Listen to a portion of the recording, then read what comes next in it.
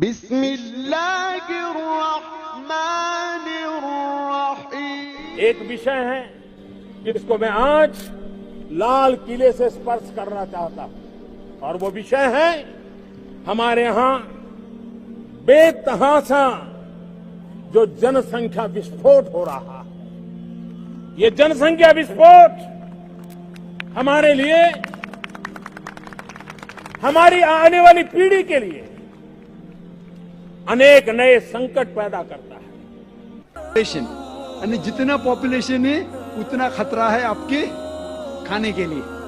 Theory has been disproved. یہ آپ دیکھیں گے، یہ صرف ہندوستان میں جو پاپولیشن پرابلم ہے، باقی ممالک میں پاپولیشن از اے بون. آپ امریکہ میں جائیں گے، جتنے زیادہ بچے آپ کے پاس ہے اتنا کم ٹیکس آپ کو دینے کا. پتا آپ کو ینگ چھوٹے چھوٹے بچے پہنتے ہیں I am my father's tax saver. میں میرے والد کی ٹیکس کی بچت کرتا ہوں. جتنے زیادہ بچے اتنا کم ٹیکس. آپ آسٹریلیا میں جاؤ، جتنے زیادہ بچے اتنی پیسے گورنمنٹ دیتی ہے آپ کو ہر سال. 10,000 15,000 20,000 جتنے زیادہ بچے اتنے پیسے گورنمنٹ دیتی ہے. کیوں؟ Population is a bone, it is not a been. Population جتنے زیادہ لوگ اتنا فائدہ. آپ سمجھ رہے؟ اور دھرتی کا صرف 30% استعمال ہوتا ہے. 70% of the land is not being utilized. تو پاپولیشن اگر ڈبل ٹرپل بھی ہوگی تو بھی کوئی نقصان نہیں. وہ پرابلم ہے گورنمنٹ کے پاس کہ گورنمنٹ کو انسان کو صحیح طریقے سے استعمال کرنے نہیں آتا ہے. تو ہم کہتے ہیں ہم دو ہمارے دو، ایک کے بعد ابھی نہیں، دو کے بعد کبھی نہیں. تو یہ پرابلم ہے کہ ہمیں گورنمنٹ لاس کو بدلنا چاہیے. Population is never a problem, it is a bone.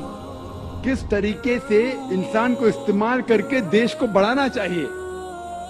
ہمارے گھر میں کسی بھی شیشو کو آنے سے پہلے ہم سوچیں کہ جو شیشو میرے گھر میں آئے گا، کیا اس کی آوشکتاؤں کی پورتی کے لیے میں نے اپنے آپ کو تیار کر لیا ہے؟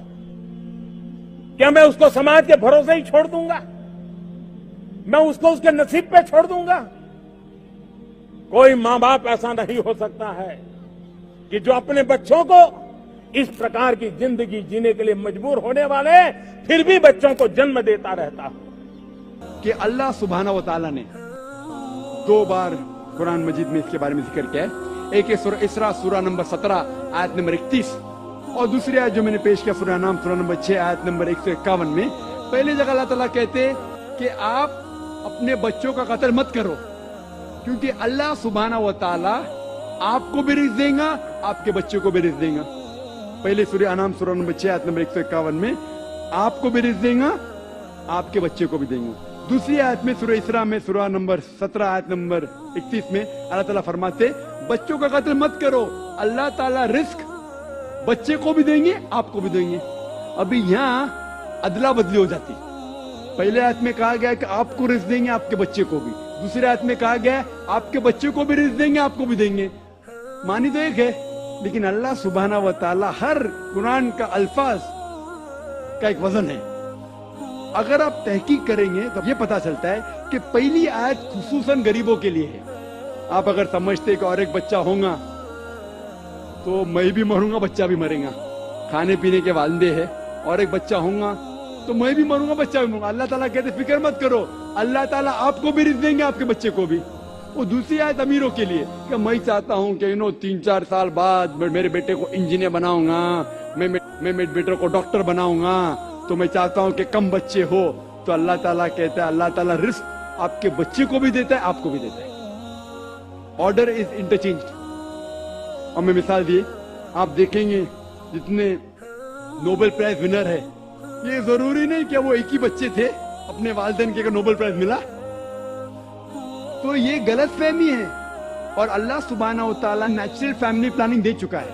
اسلام میں نیچرل فیملی پلاننگ ہے جو قرآن کی آیت ہے سورہ لقمان سورہ نمبر 31 آیت نمبر 14 کہ ماں نے اپنے بچے کو 2 سال تک دودھ پلایا.